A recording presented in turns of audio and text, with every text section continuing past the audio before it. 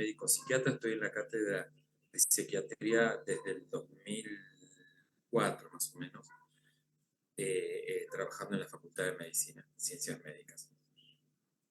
Y actualmente me desempeño como jefe de trabajos prácticos.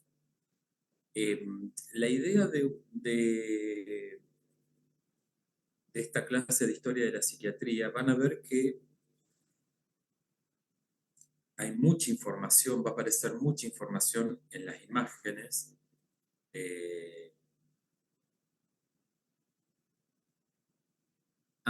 Buenísimo. Ahí dice Micaela, mandó un mensaje que la puede grabar, así que genial.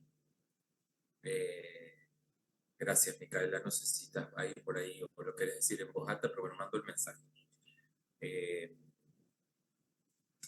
Lo que estaba diciendo era que se van a encontrar con mucha... ¿Se escucha bien ahí si yo hablo en ese tono, en ese volumen? Porque estoy sin auriculares y sin micrófono. Bien. Gracias, Azul. Y me estoy tomando unos mates porque estoy al final del día, como imagino muchos de ustedes, así que, pero bueno, es distinto por lo menos estar en casa o en algún lugar tranquilos. Bueno, lo que les quería decir, dos o tres cositas, que la clase esta historia de psiquiatría van a encontrarse con mucha información en los slides, esto está subido igual a Pedco, este PowerPoint. Pero en realidad tampoco es que mi intención no es exactamente que se aprendan la historia de la psiquiatría como para tener que explicarla en un examen, porque no es ese el objetivo para mí. El objetivo para mí es que sepan que esto existe y que la psiquiatría tiene una historia como disciplina médica, como disciplina clínica médica, eh, y que como todo en la vida lo que nos pasa tiene una historia y tiene una razón de ser. Entonces, a mí lo que me interesa transmitirles con esta clase es que puedan entender de dónde viene un tema que seguramente ustedes van a escuchar a algunos de los profes de la cátedra hablando de los prejuicios sobre nuestros pacientes, sobre el estigma del paciente psiquiátrico, para que entiendan que ese estigma no es que nació ahora o empezó ahora, que todo eso tiene una historia. Entonces, en este teórico de hoy, un poco es acercarle eso. ¿Por qué hay una historia con el tema del estigma de, hablando genéricamente y vulgarmente, la locura? ¿Sí? Es más que nada, ese es el objetivo, que es invitarlos a pensar, porque esto es lo que va a recorrer, lo que van a recorrer a lo largo de la cátedra, es decir, poder entender el fenómeno de sufrimiento humano, el fenómeno de sufrimiento psíquico, y cómo cada sujeto en situación de sufrimiento, cómo va vivenciando lo que le pasa. Porque van a ir aprendiendo que el vivenciar del sufrimiento no es el mismo en un paciente con psicosis esquizofrénica que en un paciente con depresión, que en un paciente con trastorno de ansiedad, o mismo en un paciente que tenga en un psicópata. Sí, típicamente la persona con un trastorno de personalidad o una psicopatía lo que tiene es como una anestesia emocional. Y entonces no conecta ni con el sufrimiento ajeno ni con el sufrimiento, ni con el sufrimiento propio, digamos, ¿no? No hay culpa. Entonces un poco esta es la idea de que puedan ir entendiendo cómo es la vivencia personal de atravesar una problemática de salud mental, estar sufriendo, digamos. Entonces, todo, como les dije recién, tiene una historia. Eso para entender lo de hoy. Los próximos 2 miércoles, los teóricos van a ser conmigo y van a ser presenciales a las 18:30 horas en el aula 1 de Toschi Arrayanes, ¿sí? Los próximos 2 miércoles, entonces, presencial, 18:30 horas, aula 1, Toschi Arrayanes. Esos dos teóricos van a ser sobre estrés, atención plena y mindfulness. ¿Sí? Los dos. ¿Por qué es importante y por qué yo traté de que sean presenciales? Porque la experiencia del estrés y la experiencia de la meditación y del mindfulness es una experiencia que a mí me gusta hacerla personalmente con ustedes. Porque de hecho la clase tiene aspectos teóricos y sobre todo aspectos de practicar mindfulness, atención plena, que lo vamos a hacer y yo les voy a enseñar varios modos de practicar y por qué se relaciona la atención plena, el mindfulness, por qué se relaciona con el estrés y por qué es una herramienta, un recurso científico para el afrontamiento de las situaciones estresantes. ¿Sí? Entonces, los dos próximos miércoles, 18:30, más o menos vamos a trabajar hasta las 20 con toda esta temática. También, ¿por qué les digo de lo presencial? Porque a los que estén interesados, les quiero proponer una actividad que va a ser una actividad de la cátedra, pero va a ser una actividad que voy a liderar yo y me gustaría hacerlo con ustedes. Mi idea es invitarlos a que hagamos un encuentro presencial en la facultad, abierto a todos los estudiantes, a todos sus compañeros, un sábado más o menos 2 horas, ¿sí? Abierto a toda la comunidad de estudiantes donde vamos a trabajar el estrés, el mindfulness, la atención plena y sobre todo el estrés en el estudiante de medicina. Entonces, eso, mi idea es hacerlo antes de que termine la cursada, por supuesto. Entonces, para que lo vayan pensando, los que estén interesados y me quieran acompañar, armar un pequeño grupo, digamos que seríamos los organizadores de este encuentro.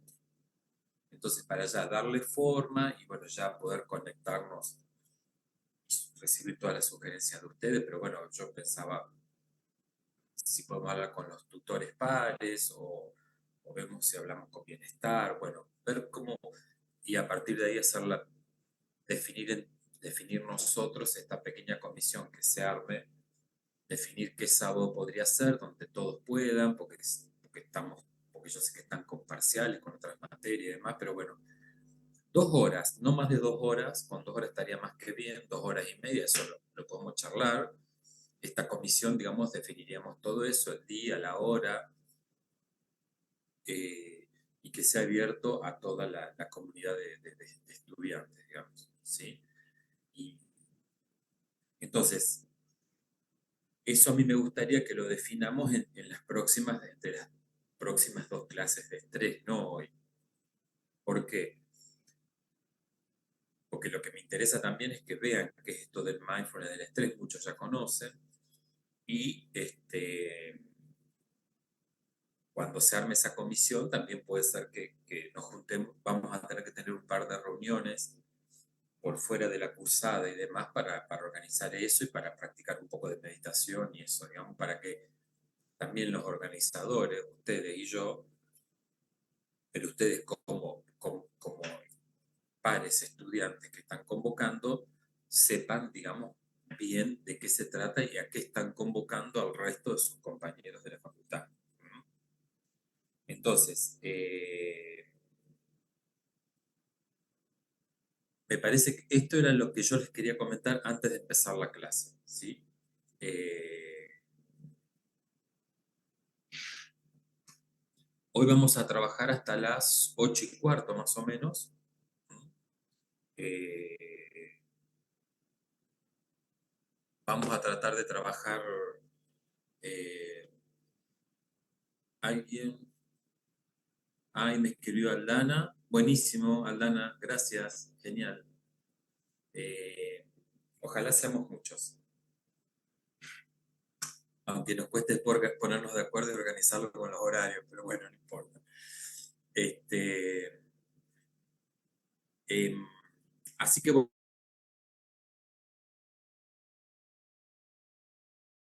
presencial en aula 1 de Tochiarras. Vamos ahora. arrancar con esta clase. No sé por qué no avanza.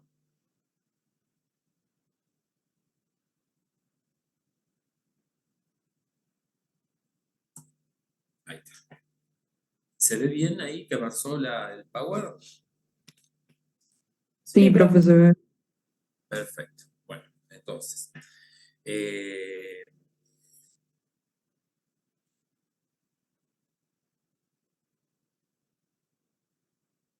perdón que hago un ajuste acá. Ahí está. Eh, historia de la psiquiatría. Esperen que estoy haciendo acá un ajuste para que no me tape la pantalla.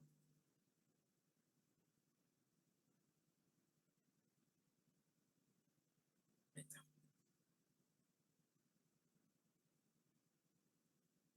Entonces, estudiamos historia de la psiquiatría como parte de la historia de la medicina y como un poquito le estaba adelantando recién, la particularidad tiene que ver con que la psiquiatría, el objeto de estudio de la psiquiatría es y ha sido la conducta humana y sus perturbaciones.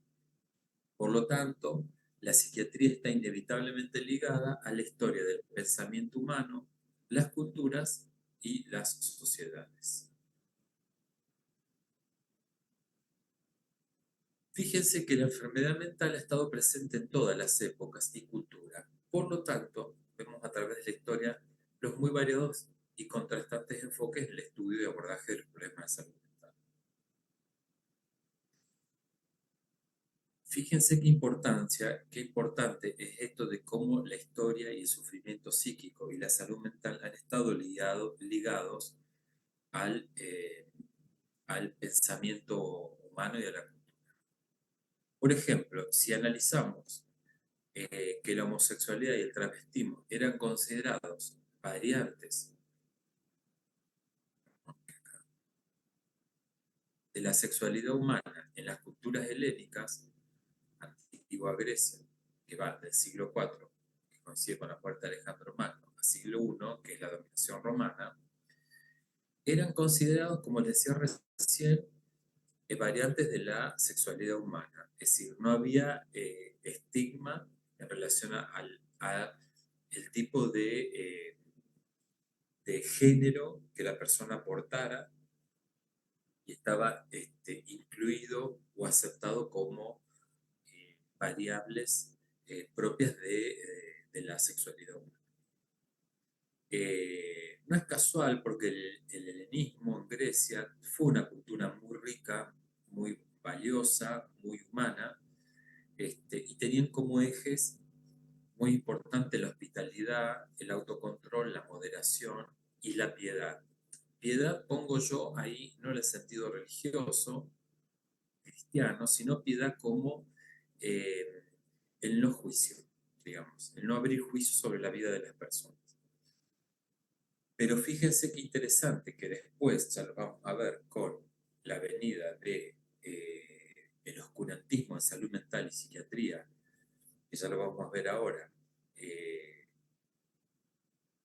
todo lo que era la sexualidad, incluso mismo la sexualidad en general, pero en particular todo lo que tiene que ver con homosexualidad y travestismo, es patologizado por la medicina, por la psiquiatría, y recién la Asociación de Psiquiatras Americana retira la homosexualidad de su manual de enfermedades en 1973.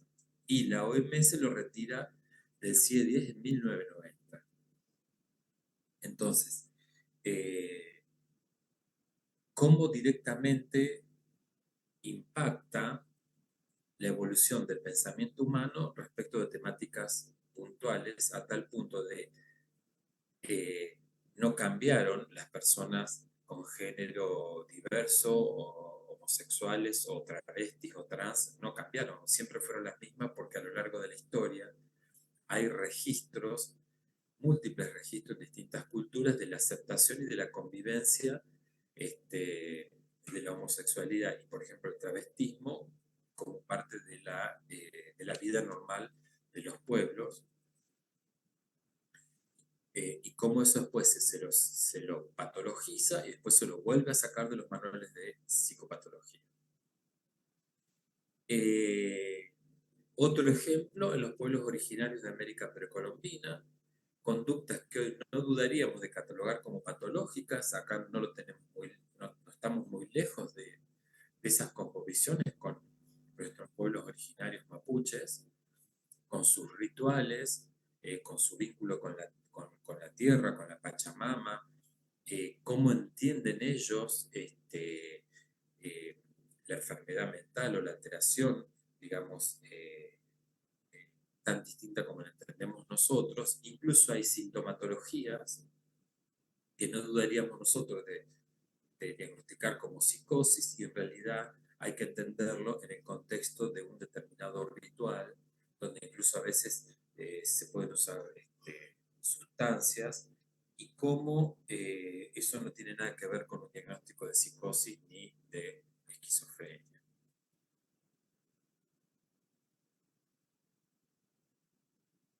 Ustedes me dirán, pero bueno, Hipócrates era psiquiatra, psicólogo, no existía la psiquiatría ni la psicología en ese momento, pero Hipócrates es este, una referencia para nosotros en la medicina. Fíjense cuándo vivió, desde el 460 a 370 a.C.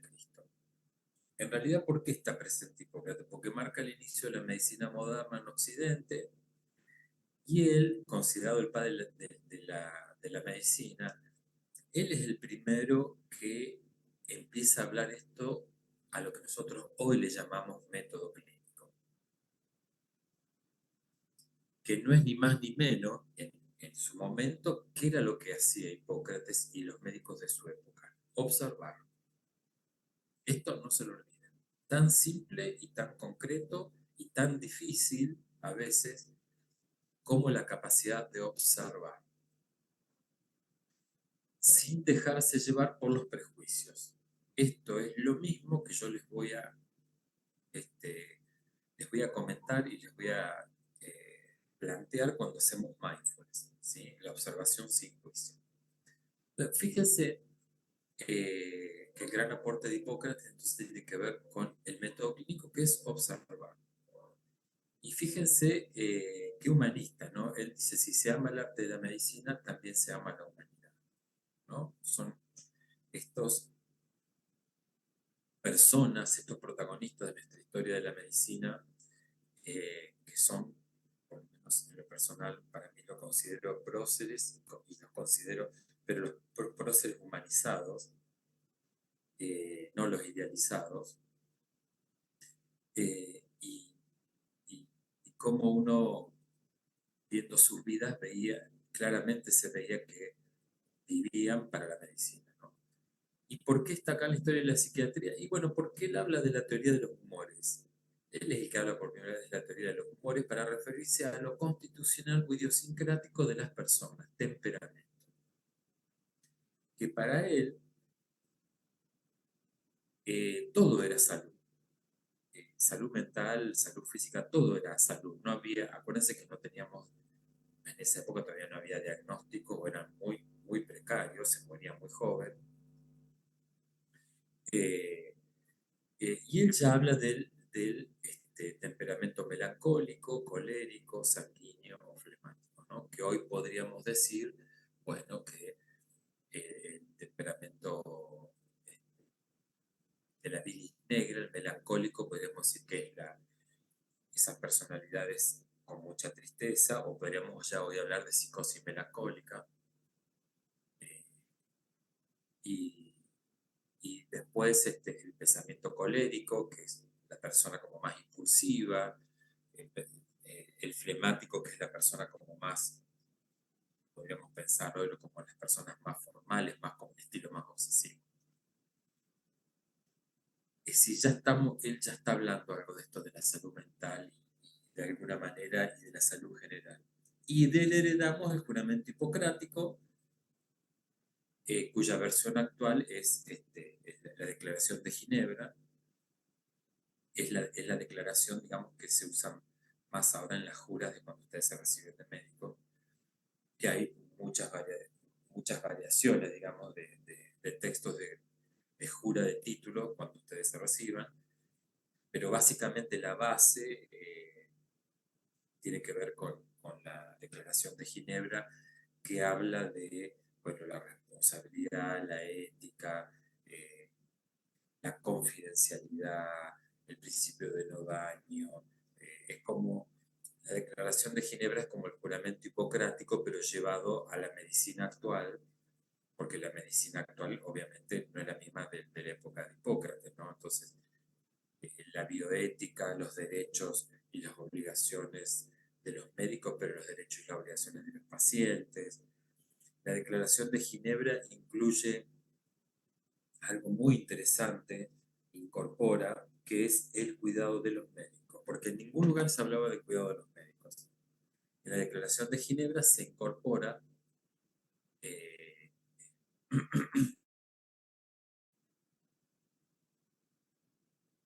perdón, se incorpora el cuidado médico. Aquí les conseguí un retrato de Hipócrates. eh, el autor es Morgado de Setúbal. Esto es del año 1787 y esta obra está en el Museo de Évora, que es en la ciudad de Évora, en Portugal. Elegí este porque, bueno, de todo lo que fui buscando, pareciera que esto es lo que más se acerca a, a la figura que se supone que tenía Hipócrates, digamos, ¿no? Y con todos los símbolos de escribir. Fíjense ahí, abajo a la izquierda están los símbolos de los cuchillitos, de las cuestiones cortopunzantes, y bueno, un poco todo muy simbólico. El libro abierto, porque él era un observador y un escritor, muy interesante, digamos, siempre también poder recorrer un poco el arte y la medicina. Bueno, venimos con otro protagonista de esta época, que es Don Galeno, Imperio Romano, 128-200 después de Cristo. Fíjense de cuándo estamos hablando. Él empieza a hablar, definir a las enfermedades psiquiátricas por lesión simpática, lo que le llamaba delirio, y por lesión directa, demencia. Ustedes imagínenselo, no, tratemos de hacer como un paralelismo que quería decir él hoy, pensándolo hoy en la actualidad, ¿no? Pero es interesante porque delirio, hoy ya sabemos lo que es delirio, y por afección directa, si hablamos de demencia, ya sabemos también, podemos llegar a entender a qué más o menos se podría referir en ese momento. Amplió las nociones sobre el sistema nervioso, dio nuevo impulso a la teoría de los humores, que ya habíamos visto de Hipócrates, y las ideas de Galeno, perdón, prevalecieron en la medicina europea por varios siglos, hasta la caída del Imperio Romano y el advenimiento de la Edad Media, como yo les decía recién, época en que la medicina entra en un periodo llamado de oscurantismo. Aquí lo tienen a Galeno, también esta pintura está en la Facultad de Medicina de París. Así que cuando vayan a París, vayan a la Facultad de Medicina y van y miran este retrato de Galeno un ratito y después siguen paseando. Bien, vamos a la Edad Media. Época polémica, época de mucho atraso y estancamiento, diría yo, y que duró 10 siglos. Fíjense, desde la caída del Imperio Romano, como decía recién, 476, hasta el descubrimiento de América, 1492. 10 siglos. Cultura medieval. Las características esenciales eran eh, las propiedades en pocas personas, señores feudales, la cultura fundamentalmente agrícola. eh, no pensemos que ni existía la posibilidad de la revolución industrial, o sea que todo era agrícola y agrícola ganadero, diríamos. Eh, los señores feudales eran eh, los dueños de los terratenientes, los grandes dueños, por los cuales las personas que trabajaban ganaban muy poquito y le tenían que dar la mayor parte de su ganancia al señor feudal. Acá aparece un actor importante que es el clero y la nobleza, ¿no? Que constituían estamentos privilegiados de la sociedad y tenían sus propias normas de conducta. No sé qué dice ahí, si lo pasé.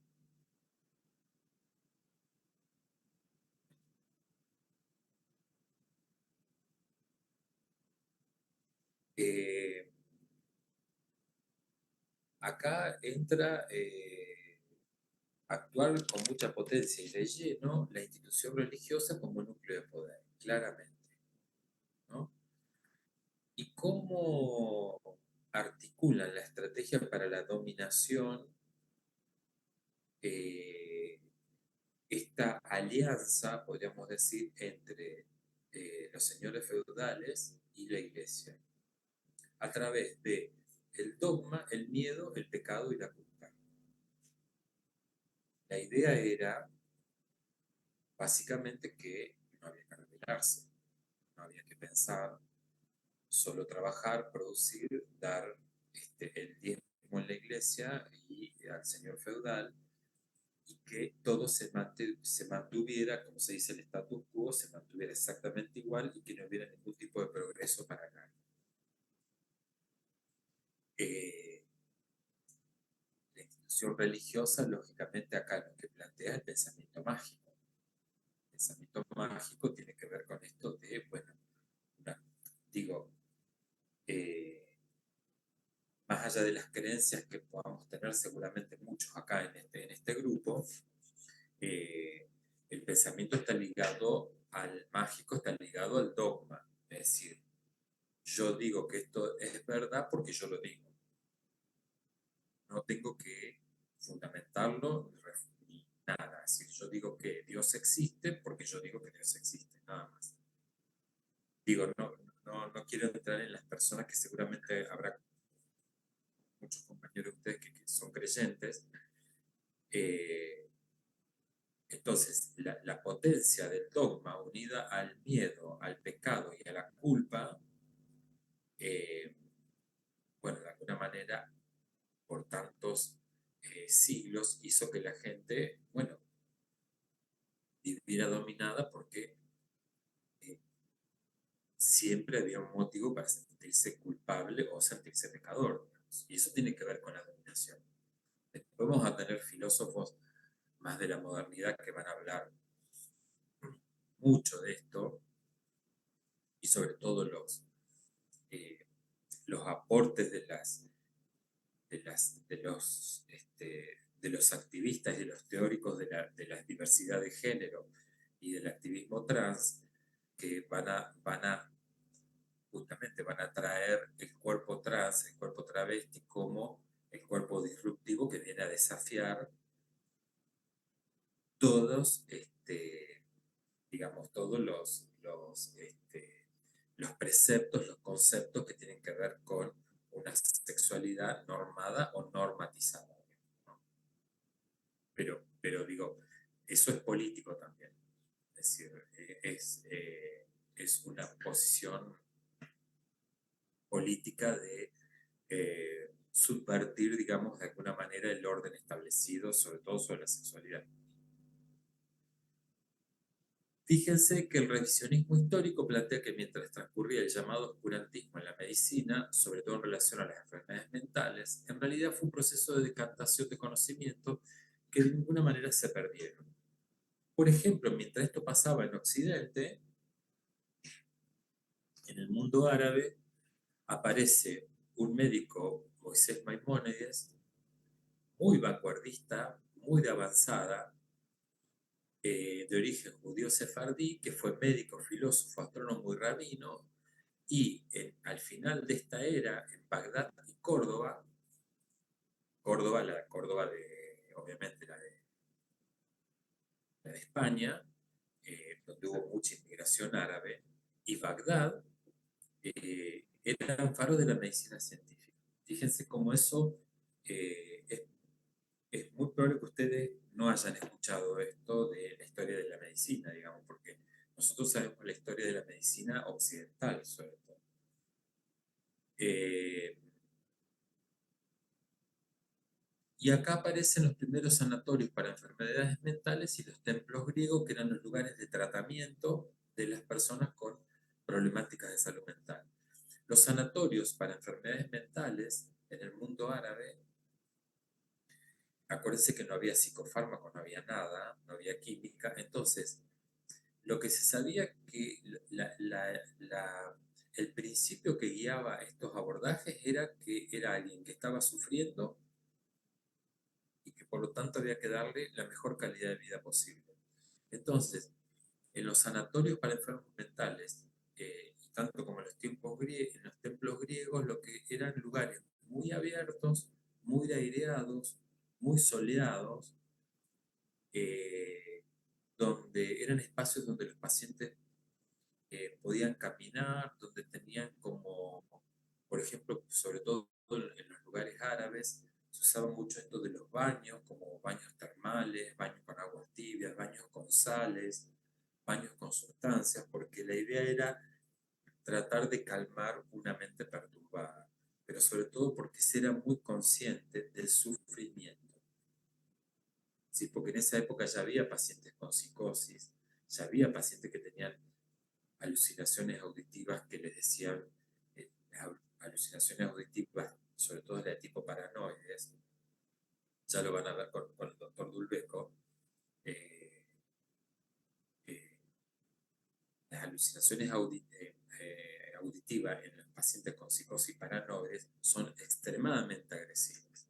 Es decir, no le dicen cosas lindas al paciente, o le dan órdenes para que haga cosas o lo que son agravios hacia la persona, digamos. Eh, es de mucho sufrimiento.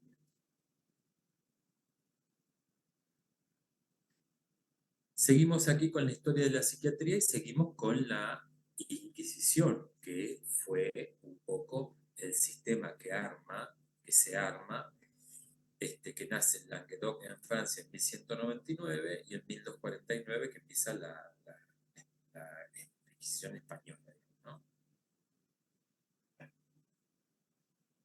Fíjense el impacto que tuvo esto, porque el campo de la enfermedad mental pasa a ser considerado terreno de la teología y la religión. Recuerdo lo que decíamos recién, de cómo se había armado esta alianza entre poder e iglesia. Entonces, el campo de la enfermedad mental pasa a ser considerado terreno de la teología y la religión.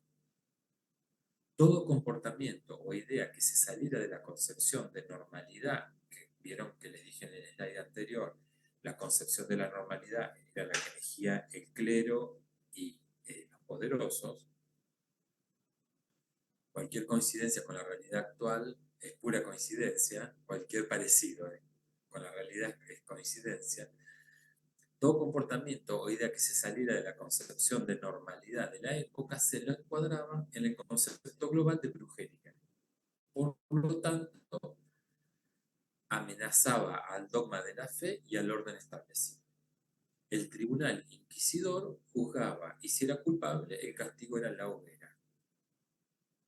Fíjense qué interesante esto. Predominaba en mujeres. Predominaba en mujeres. O sea, fíjense que desde esa época ya estamos hablando de la vulneración de los derechos y la vulneración de eh, eh, la mujer. Abortos, impotencia, locura, erupciones cutáneas, parálisis, cálculos, todos eran considerados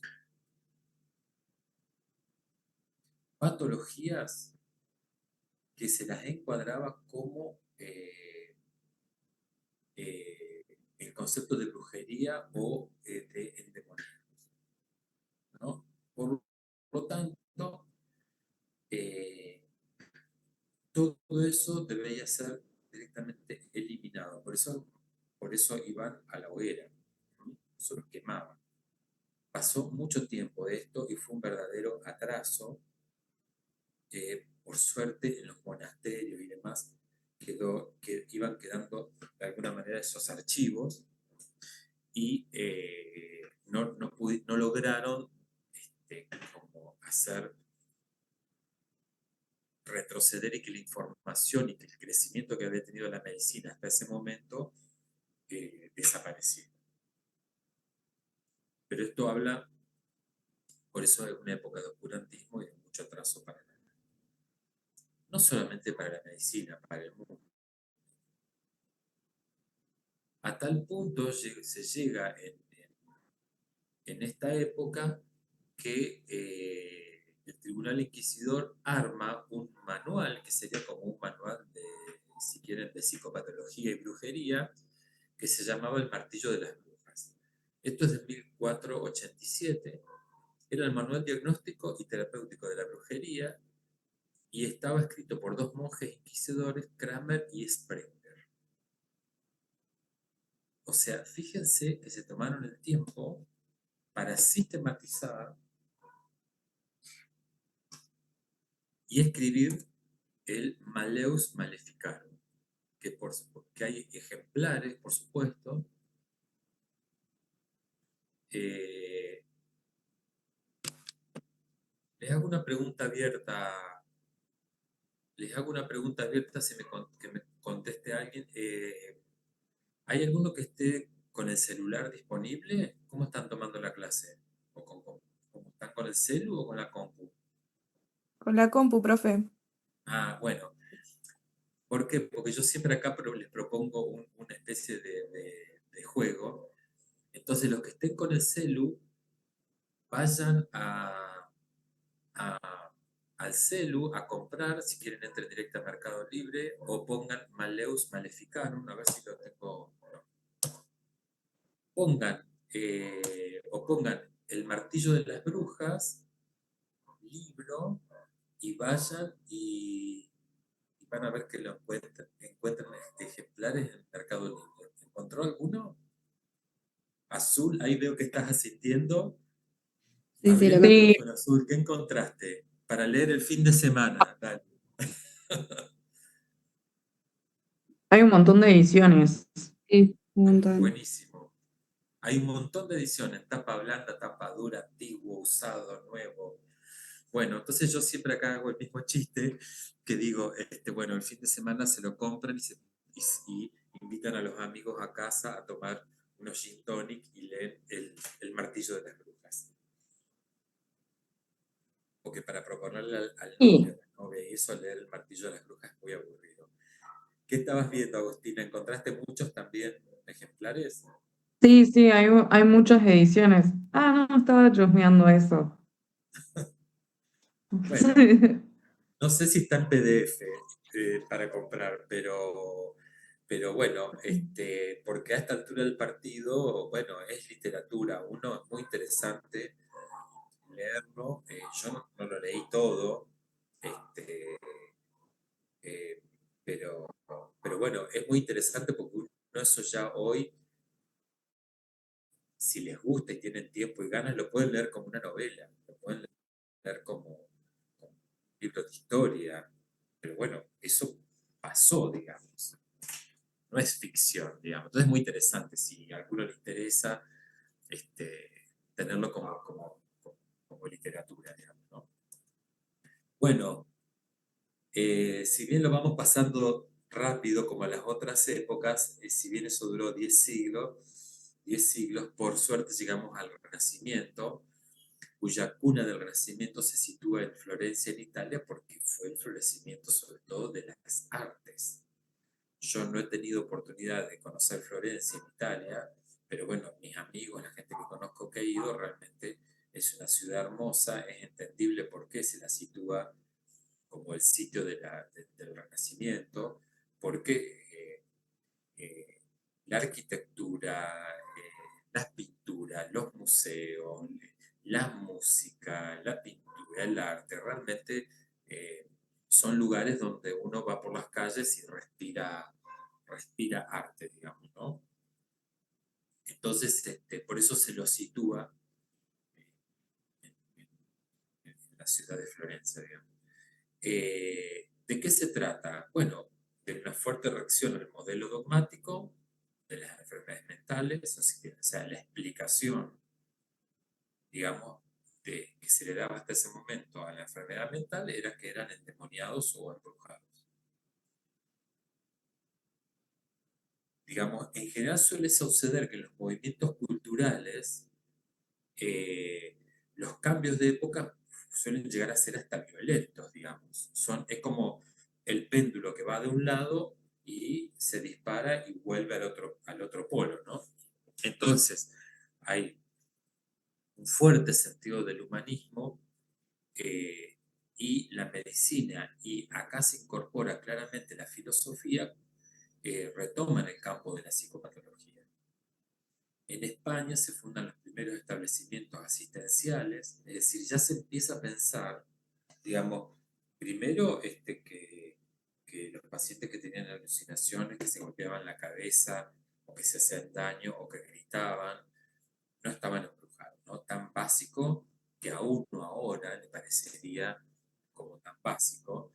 Bueno, pero ya se empieza a pensar claramente si, bueno, esto no es del orden paranormal, digamos. Esto es algo que tiene que ver con una enfermedad con que en ese momento, ¿qué se pensaba? Bueno, está enfermo lo que está dentro de la cabeza. No, no se sabía ni cómo, ni por qué, ni había forma de saberlo, pero sí decían, bueno, esto está dentro de la cabeza, adentro del cráneo, digamos. Si hay algo que está enfermo, está ahí, digamos, ¿no? Eh, Fíjense que yo creo que también la iglesia de alguna manera, entre comillas, como se redime, porque los primeros lugares asistenciales, todos eh, fueron liderados por sacerdotes, por curas, por monjes. Eh, Juan Ciudad Duarte, luego canonizado San Juan de Dios, funda los dos primeros lugares para albergar pacientes mentales, mendigos y pacientes terminales. Esto tampoco es casual, digamos. Pacientes mentales, mendigos y pacientes terminales. No es casual, digamos, porque bueno, es con los que no se sabe qué hacer. Digamos. Entonces, en ese momento decir, bueno, con esto no sabemos qué hacer, con esto tampoco, bueno, pongámoslo todo junto, estén ahí, digamos. Y por supuesto que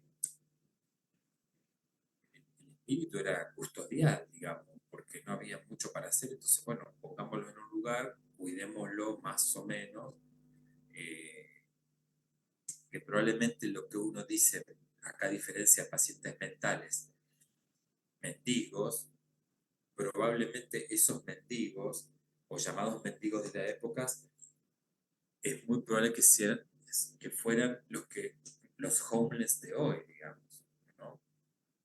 Eh, las personas en situación de calle de hoy, que hoy hay un porcentaje altísimo de personas en situación de calle que en realidad son alcohólicos, hay personas con alcoholismo crónico ya con deterioro, o psicosis crónicas con deterioro, digamos que han perdido familia, lugares y demás, y muchos están en situación de calle hoy. Bueno, no sé si han visto las imágenes tremendas del fentanilo.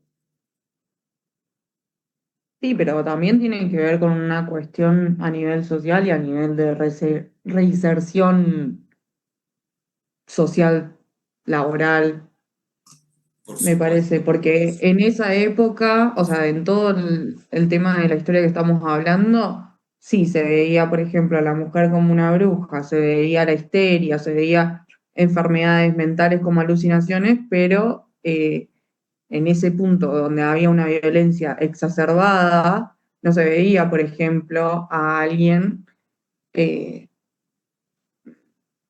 que era, o sea, que no tenía empatía hacia el otro, por ejemplo. No me acuerdo exactamente cómo es la palabra, la patología. está buenísimo lo que Entonces, decías, Cristina. No se veía o no se veía, ahí no, no sé si te entendí bien. no, No no se había, veía. no, Tipo, claro. la persona que era violenta además y no tenía ningún tipo de empatía, me sale como el nombre, No, pero empatía, a lo ¿a que qué voy, querrás decir? ¿Compasión? No. no. Dentro de los trastornos, Ah, dentro de los trastornos estás hablando. sí. Bueno, no te ¿Como preocupes. psicopatía? ¿A eso te refieres? No psicopatía, sino como, eh, bueno, lo Describilo y busco. capaz que Apatía, tal vez. me sale, te ayudo. Porque está buenísimo Claro, lo que ¿cómo se decís. llama el trastorno donde uno no tiene conciencia del dolor del otro? Como que no hay. Ah, está bien. Esos son ¿Sadismo? ¿eh? ¿Cómo? Claro, esos son los psicópatas. Claro, tipo ¿Eh? psicópata. Entonces, ese tipo de patologías no se observaban como un problema mental o un problema religioso o pecado en ese punto. Entonces también tiene que ver con una cuestión social y de cómo, según la patología, la persona es o no funcional. Sí, tal cual.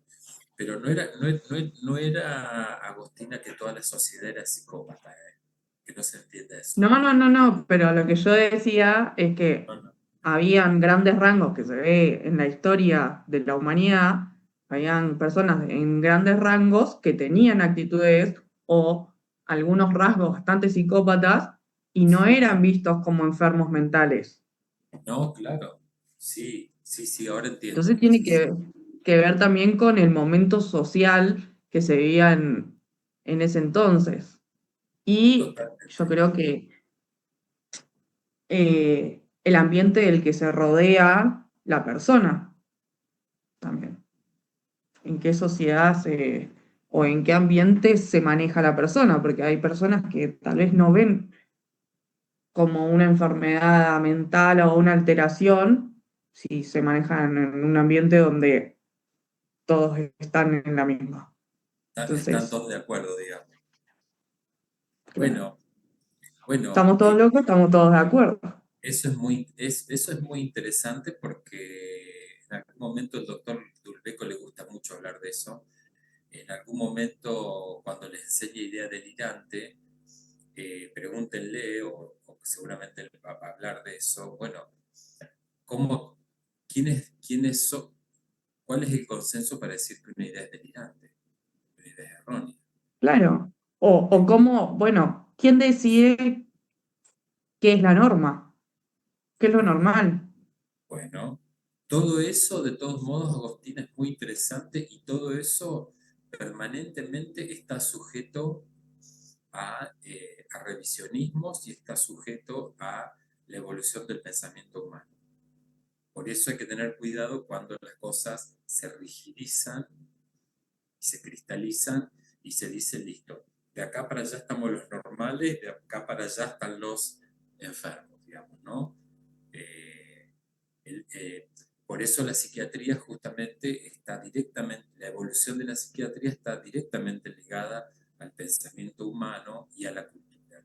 La cultura, ¿no? Cuando hablamos de cultura en psiquiatría, hablamos de cultura como eh, eh, la producción de conocimiento humano en general, ¿no? Así, cuando uno habla de la cultura egipcia, habla de todo el desarrollo que tuvieron los egipcios a lo largo de su historia, ¿no? Entonces, Ujú. eh, eh, claramente esto está ligado y por eso yo lo pongo al principio citando el tema de la diversidad de género o podríamos hablar de un montón de situaciones, digamos.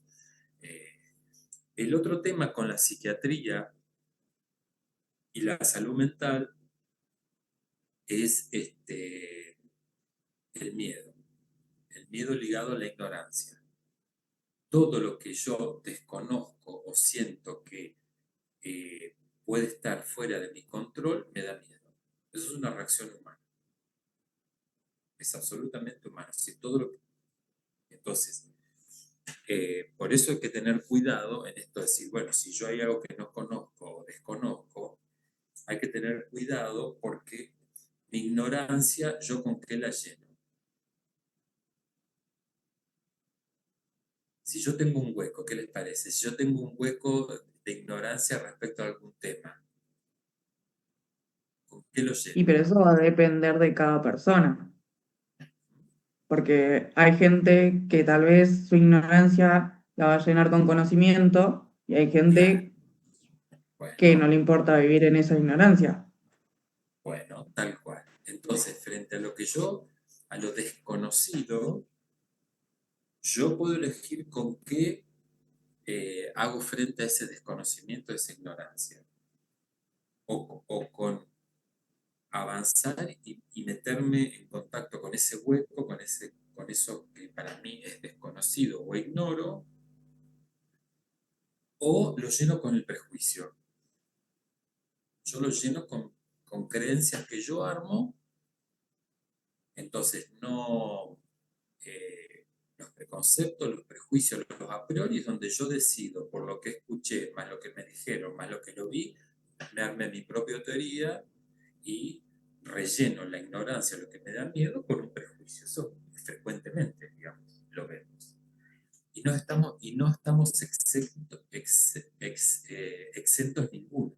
A todos nos puede pasar sin querer a veces, hasta en automático, rellenar algo que ignoro porque me da tranquilidad saber. Cuando enseñamos el método clínico y lo que enseñaba Hipócrates, que era de la observación, justamente lo que decía él, cuidado con el prejuicio.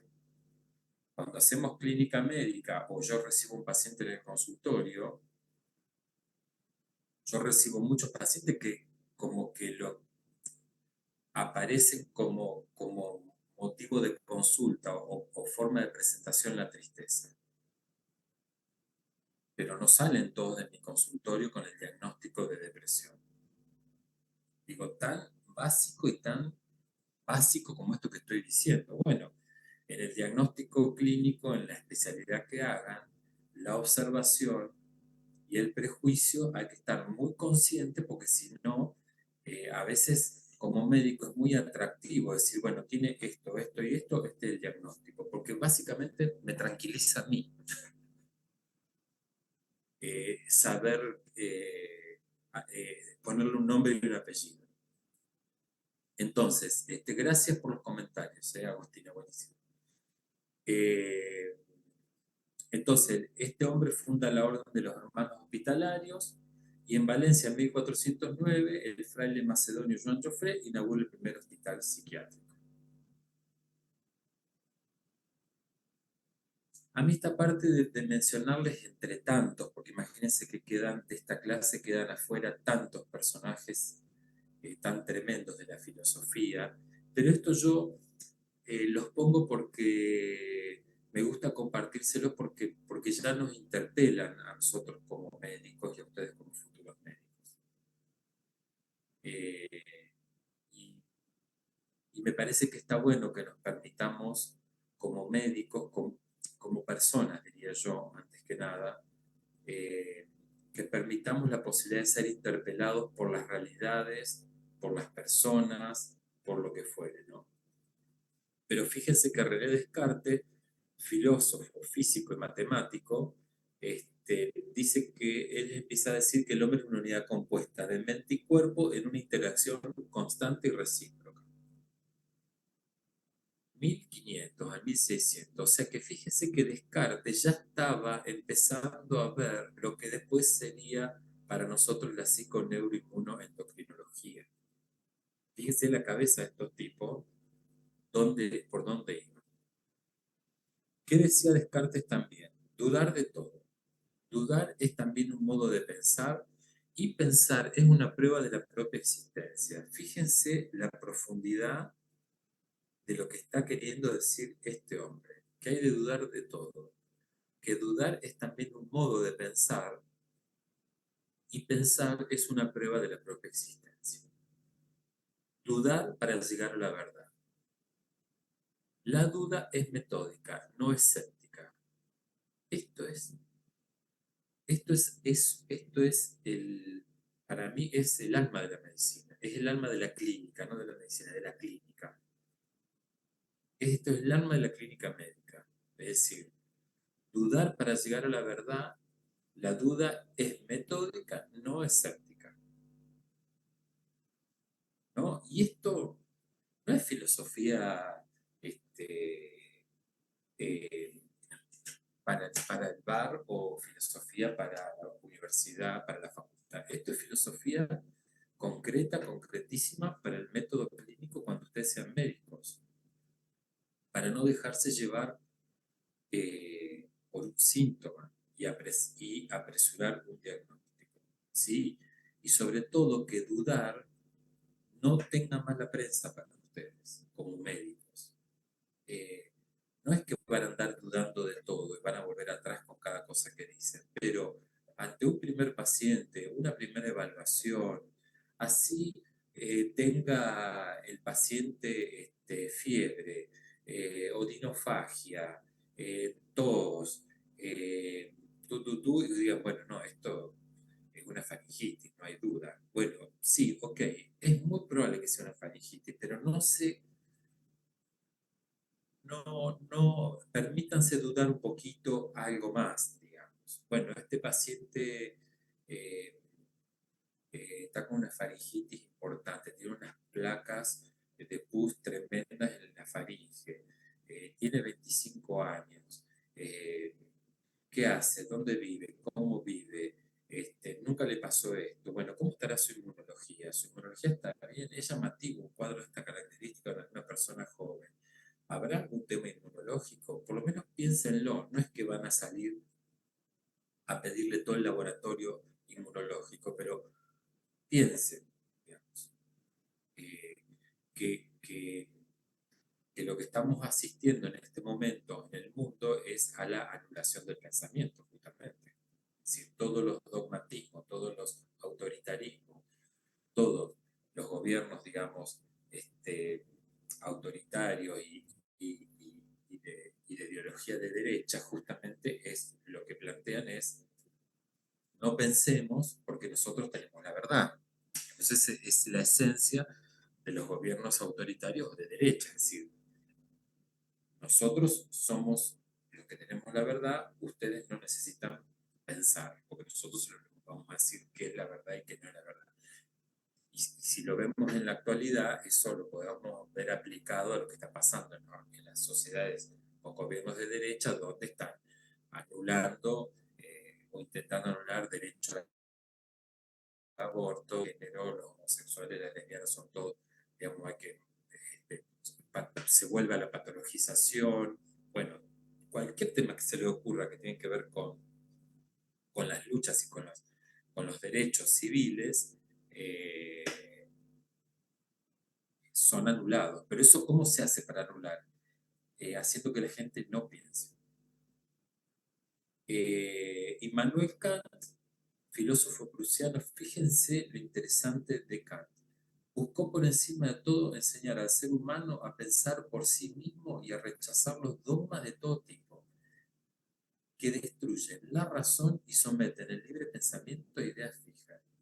Fíjense si esto no es de una actualidad, yo diría, brutal, hasta el partido con lo que está pasando en nuestro mundo. ¿Sí? Es decir, enseñar al ser humano a pensar por sí mismo y a rechazar los dogmas de todo tipo que destruyen la razón y someten el libre pensamiento a ideas fijas. Esto es de una profundidad que nos atraviesa la vida, nos atraviesa la identidad.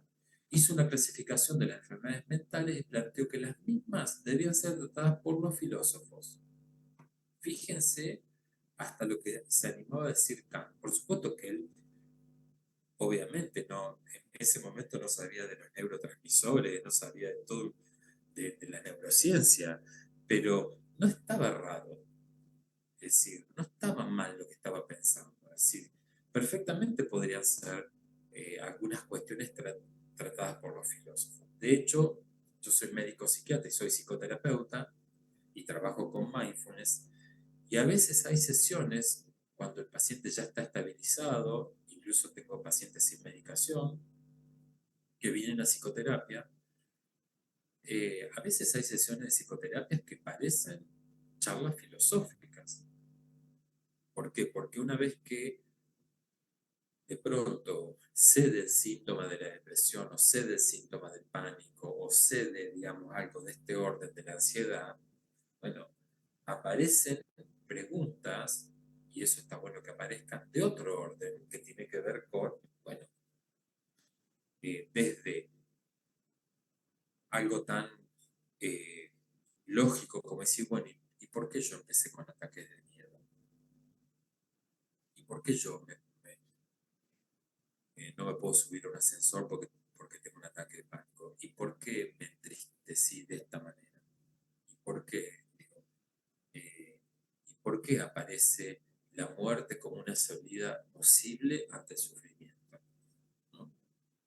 Son preguntas casi, a veces hay sesiones que son casi filosóficas. Y les cuento si nos ponemos a hablar de eutanasia, de muerte asistida. Es decir, eh, son discusiones filosóficas. Es decir, se empieza a pensar la mente y sus relaciones con el cuerpo y con el medio ambiente social y cultural, sentando las bases de la psicología moderna.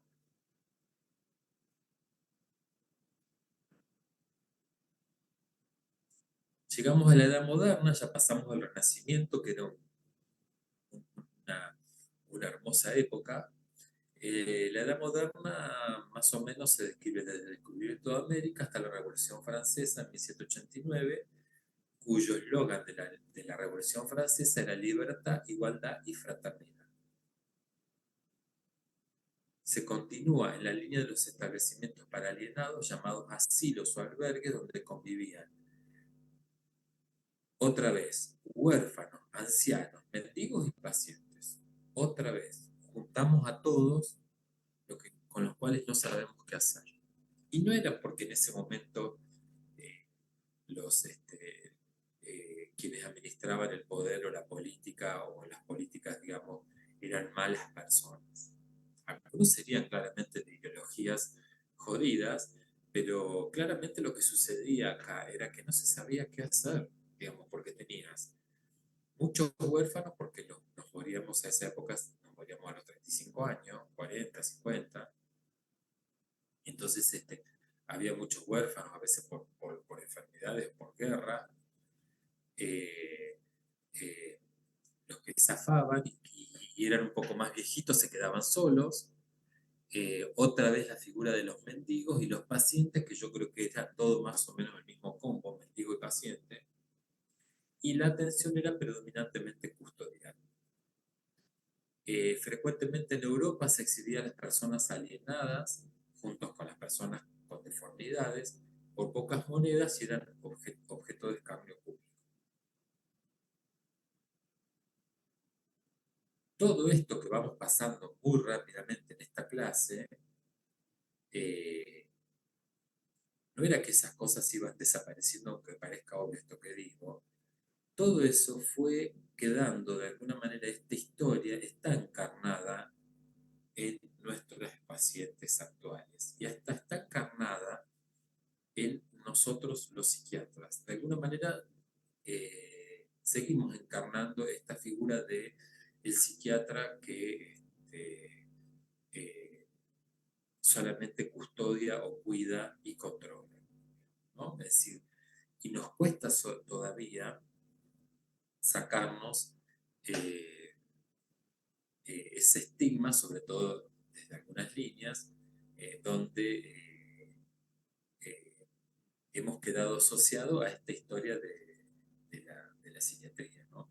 Entonces, eh, hoy estamos en una época de la psiquiatría y de la neurociencia donde podemos claramente explicar desde dónde trabajamos y por qué es necesario la prescripción de un fármaco, por qué los fármacos tienen eficacia, por qué funcionan, por qué podemos trabajar con la calidad de vida y la inserción y por qué es necesario eso. E incluso hasta podríamos discutir en qué momento no es necesario una internación, que eso lo van a ver con la doctora Soledad del Águila.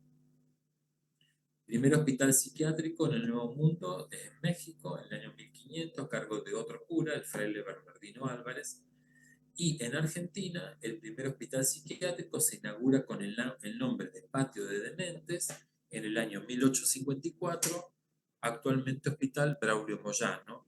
Braulio Moyano fue un neuropatólogo y neuroanatomista argentino brillantísimo, eh, formado en Argentina y gran parte de su formación en Europa. Ya estamos llegando al final, no se me cansen, faltan un par de diapos. Vamos a un pequeño resumen. Primera revolución psiquiátrica, claramente es el Renacimiento. Segunda revolución psiquiátrica, la de Philippe Pinel, que ahora les voy a contar un poquito. Claramente una revolución psiquiátrica, la segunda revolución psiquiátrica. Philippe Pinel, eh, eh, que coincide, él nace en la época de la Revolución Francesa, con esto que yo les decía recién de libertad, igualdad y fraternidad. Él es hijo de esa consigna, ¿no? Fíjense que Philippe Pinel era un médico generalista, un humanista que se involucra fuertemente en las condiciones infrahumanas en las que permanecían los pacientes. Y los pacientes, eh, en general, digamos, era un tipo muy humano, de las condiciones, de cómo estaban los pacientes en general y en particular con los pacientes que tenían problemáticas emocionales. Él fue un brillante observador clínico y sistematizador. Otra vez vemos cómo en estos genios, en estos verdaderos dueños, padres de la historia de la psiquiatría y la salud mental, y de la medicina, diría yo, otra vez vemos cómo aparece este adjetivo de observador, clínico y sistematizador. Esto es lo que tenemos que seguir haciendo los médicos: observar, tener criterio clínico y poder sistematizar la información. Él crea lo que él llamó tratamiento moral, que es lo que se le llamó en su momento, ya eran los esposos.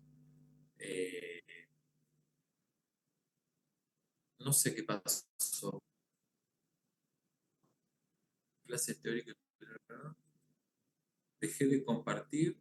¿Alguien tocó algo? No, profe, se salió la presentación. Ya no la vemos.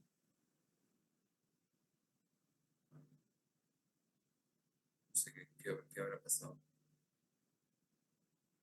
¿Ahí se ve? Sí, ahora sí. Ah, perfecto, no sé qué habrá pasado.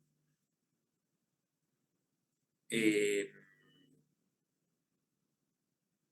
Él crea lo que llamó tratamiento moral, psicoterapia de apoyo y terapia ambiental, y él encuentra trabajo en la clínica Salpetriere en París y ordena liberar a los pacientes de las cadenas y los grilletes con los que permanecían recluidos.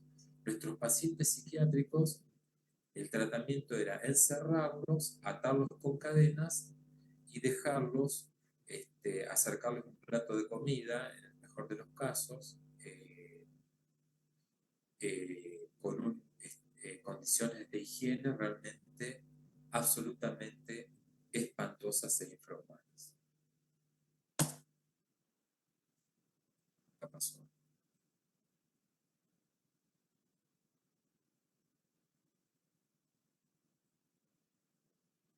Esperen un cachito.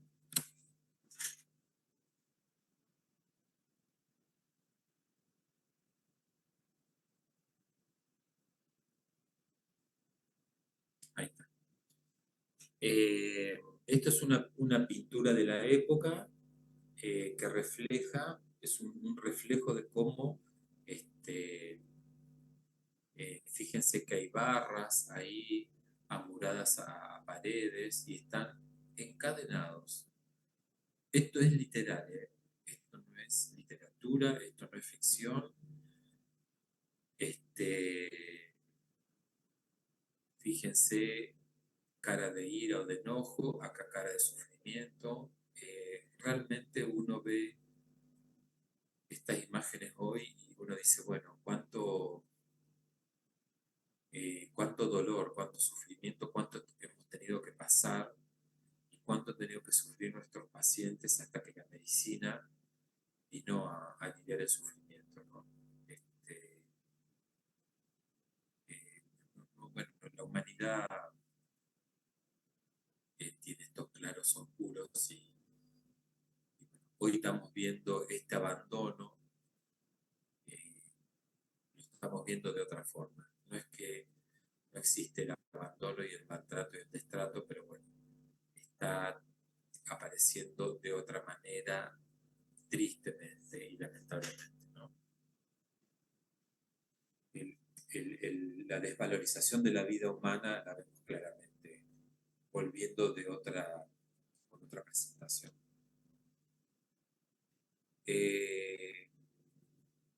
Krepelj se lo considera el fundador de la psiquiatría científica moderna, un capo. Krepelj ya era psiquiatra, y Emil Krepelj confecciona la primera clase. Él lo que hace es junta toda la información de la época, los escritos de todos los psicopatólogos de la época, hace la descripción de las enfermedades, la evolución, pronóstico, origen, individualidad y tratamiento. Un genio, Krepelj. Y él habla de los dos grupos, de las insanías, la psicosis y lo que le dice en su momento imbecilidades, que son las demencias adquiridas o congénitas. Me parece que esta es la última. Quedó un poquito acá. Al psicoanálisis se lo considera la tercera revolución psiquiátrica. Psicoanálisis es una línea de psicoterapia específica que básicamente lo que traía era ser consciente el inconsciente. La técnica por excelencia es la asociación libre. Freud era un agudo observador. Hasta el día de hoy tenemos resabios de la cultura psicoanalítica cuando todos a veces escuchamos esto de los chistes y su relación con el inconsciente, o muchas veces uno dice, hoy tuve un lapsus, tuve un acto fallido, bueno, ¿no? Ha penetrado en la cultura popular y era de singular inteligencia como él. Y un tipo muy culto Freud. Le gustaba viajar mucho, leía mucho, le gustaba mucho la filosofía, los mitos. Él en el psicoanálisis recurre mucho a los mitos, a los mitos griegos, digamos. Él es el que habla bueno, del Edipo, en el niño, es decir, es muy interesante. El mito de Narciso. Propone el psicoanálisis individual como tratamiento, pero luego fueron como distintos autores que fueron como retomando el psicoanálisis como un método de lectura para interpretar arte, surrealismo. En Estados Unidos aparece ya la psicología del yo, que es como un psicoanálisis más adaptado al modelo, no porque no fuera Occidente, Europa no fuera Occidente, pero en Estados Unidos hay como una rama que se abre, eh, que no trabaja, prácticamente ya deja de trabajar con el diván y trabaja cara a cara.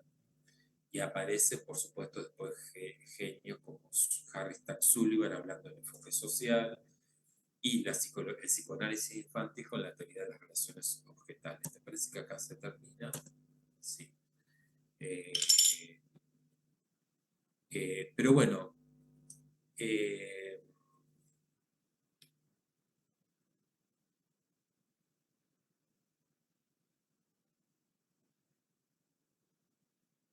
¿cuántos quedaron? 48 en el camino. Bueno, vamos cerrando hoy por aquí, nos vamos a encontrar nuevamente, como les dije al principio, esto es una pintura, es una recontra apretadísima síntesis, pero básicamente lo que a mí me interesa que se lleven hoy de esto es que cada vez que vean mientras dure la cursada, o si hacen psiquiatría, o si ven en la guardia pacientes con alguna emergencia en salud mental, una emergencia psiquiátrica, o porque les toque ver en la práctica institucional, no se olviden de la historia, no se olviden de la fenomenología del sufrimiento, no se olviden de la vivencia. Está bien, se les va a pedir que ustedes identifiquen síntomas, que se identifiquen síndromes. En la cátedra se les va a pedir eso, por supuesto, y que estudien la signosintomatología, la semiología. Eh, eh,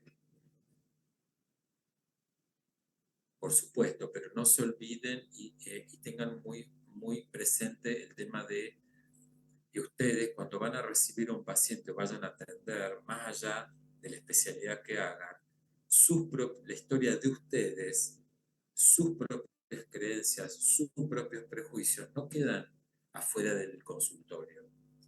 No crean que es como la capa de Harry Potter para que seas invisible. No es porque ustedes se pongan el guardapolvo blanco, no funciona como en la capa de Harry Potter, que se les van a desaparecer todos sus propios prejuicios y sus propias creencias. No, ustedes van a ir a atender a los pacientes con sus propias creencias, con su propia historia a cuesta, y tienen que estar muy atentos a eso.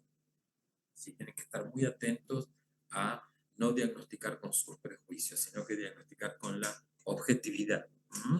Así que bueno, nos pasamos un poquito. Por supuesto, si alguien quiere decir algo o quiere aportar algo o quiere compartir algo, una palabra o de lo que ha significado este teórico, lo puede hacer, no se sientan obligados, y si no, vamos cerrando por hoy. Hola Doc, yo le quería decir algo respecto de la A ver, actividad.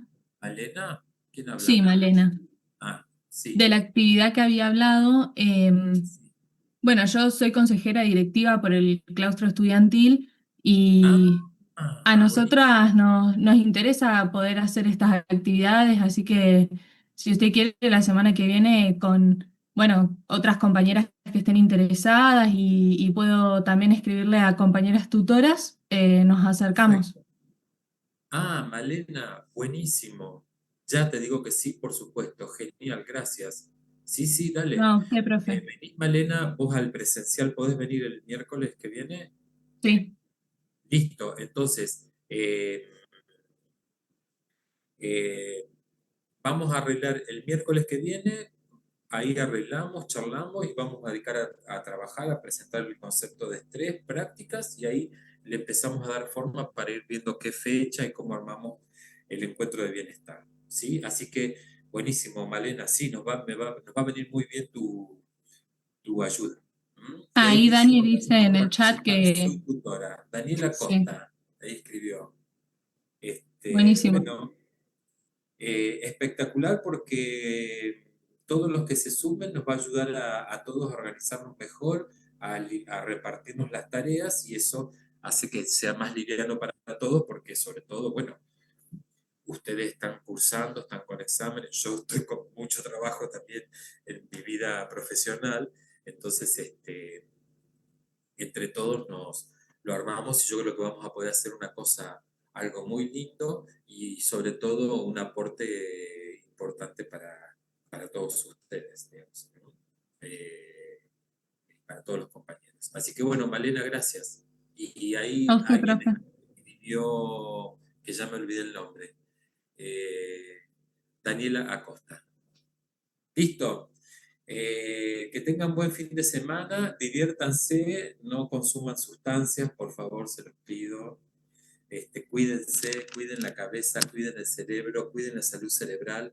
No se lo estoy diciendo desde un lugar moral, yo no doy lecciones de moral ni de cómo hacer la vida, pero por favor, cuiden el cerebro.